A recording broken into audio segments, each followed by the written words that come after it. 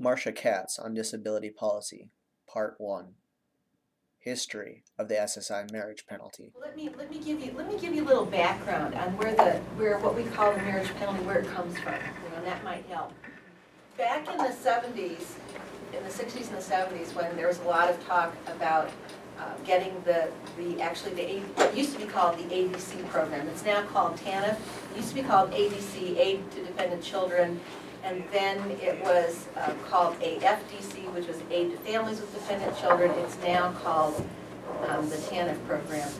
But back when that was being passed, when they were trying to figure out how much money was going to go to those families, they said, well, there's this thing called economy of scale. That's kind of what you were referring to. It's called economy of scale, where if everybody's sharing one living place, then there's only, as you said, the one rent, and there might be the one food bill, although there are additional people eating the food, and the same utilities, although there might be incremental increase in the utilities.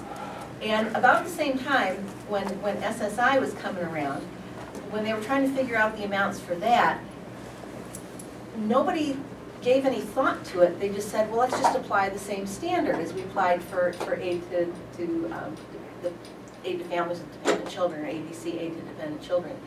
And so that's what they did. So they did that, first of all, the Congress did, without literally any thinking. It just sort of went in under the radar. Nobody even knew it was happening. And over the years, it's been something that's been really frustrating for me personally for a number of reasons. One of which is, and this is simple math, for a lot of years now, there's a yearly report that comes out from HUD that's called, it's from the Technical Assistance Center, called Priced Out. And it looks at the cost of housing across the country. And for all of these years, the amount of the SSI federal benefit is not enough to buy, at current market value, a one-bedroom apartment across the country. So SSI to begin with right now is about 75% of poverty level. So if you get an SSI check, you're not even at poverty level.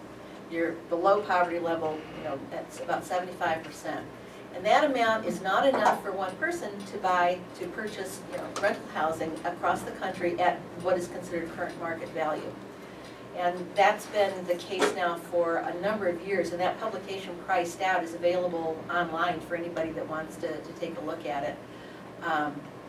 So, first of all, just what any one person gets from SSI is really not enough, realistically, to be, and which is why a lot of people end up with HUD vouchers, because the amount for one person is not enough to purchase housing, let alone food and everything else.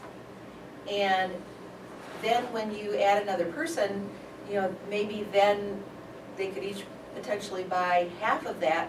But the thing that hasn't been taken into consideration, and and I don't know to what extent this affects you, Tom, or not, the biggest thing that hasn't been taken into consideration is what I call the cost of disability. I think things are tough, and I will tell you that people at SSI learn to be very creative in trying to just survive.